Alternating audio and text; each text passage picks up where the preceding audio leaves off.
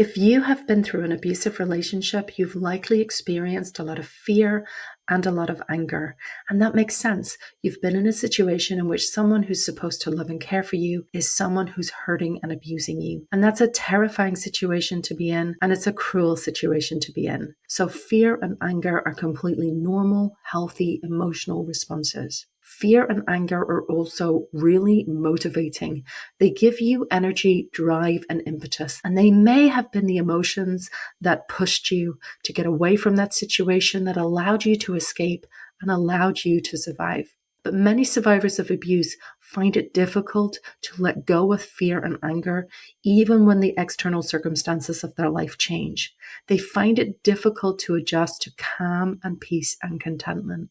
My name's Ruth Ann. I'm a clinical psychologist. I'm an expert in relationships and issues of narcissism. And in this video, I'm going to talk about how you can tend to your fear and to your anger, transforming them and giving them the confidence that they can relax and trust you to take charge. It can be very helpful to think about fear and anger and the relationship between them.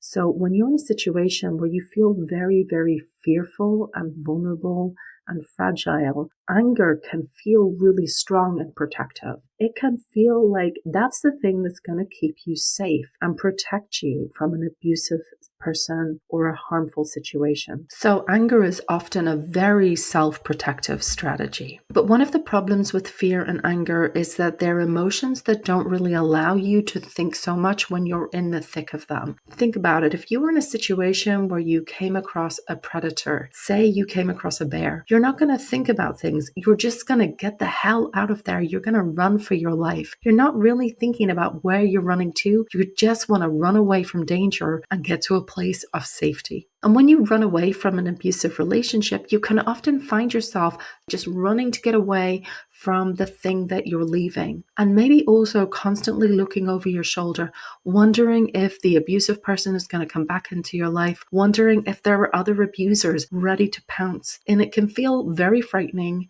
and you can feel constantly on edge. And there may be that angry, protective part of you that is always ready to go into fight mode to keep you safe. This is different for different people. Some people tend more towards feeling very anxious. Some people tend more towards feeling angry and being ready to fight. But regardless, when there's that sense of chronic tension, chronic stress, and chronic hypervigilance, very often that's because you're living in a situation where you're constantly waiting for the abuse to happen again. You're kind of on the run from the abuse. And I think it's really important to appreciate that these were the strategies that allowed you to survive. And although they're the strategies that allowed you to survive, they may not be the strategies that allow you to thrive. When I work with people who've been through abusive situations, I really want them to learn how to tend to those emotions. I want them to learn how to give the angry side of them confidence that it can relax, it can take a step back, because it knows that you are a strong, sturdy, healthy leader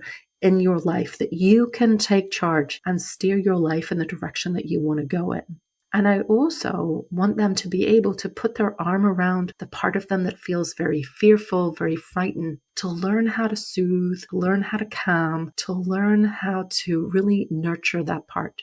And this is really about developing self-compassion. And there's two key components to self-compassion. One is learning how to tend, soothe, and care for yourself. How to take care of the parts of you that are hurting. How to meet their needs. How to soothe them, calm them, comfort them. It's really important to see the whole picture, to understand the effect that the abuse had on you, all the ways in which you've hurt, the things that you've lost. To not shrink away from that, but to be able to hold all of that with an attitude of tenderness and comfort and compassion for yourself. And that can also involve taking really good care of yourself, making sure that you get sleep, feeding yourself well, giving yourself the chance to be around people who genuinely love and care for you, really giving yourself that softness and that tenderness that you need. But that isn't the only part of self-compassion. The other aspect of self-compassion is fierce self-compassion. That's the part of you that is a good leader. That is the part of you that is a good protector, that will take action to keep you safe and to drive you in the direction you want to go. And here's the difference. Rather than running away from a predator,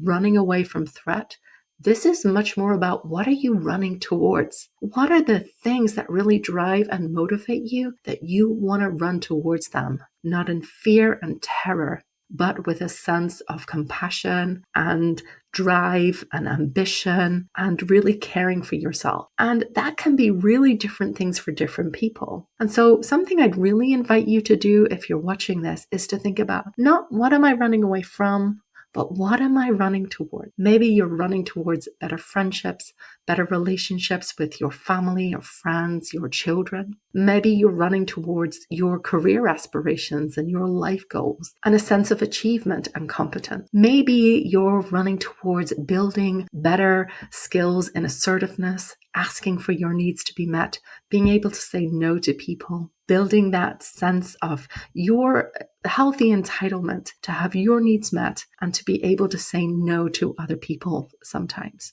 If you can build self-compassion, it can change the way you relate to your fear and you relate to your anger. Self-compassion allows you to really embrace the part of you that's frightened and vulnerable, to comfort and console it. And it's also the part of you that can be strong, sturdy, bold, and courageous in driving yourself towards the things that are most important to you. I'd love to hear what you think. So if you feel able to, leave a comment and share, what are you running towards rather than away from? If you like this video, hit the like button, subscribe if you'd like to hear more from me. I look forward to seeing you next time. In the meantime, take good care.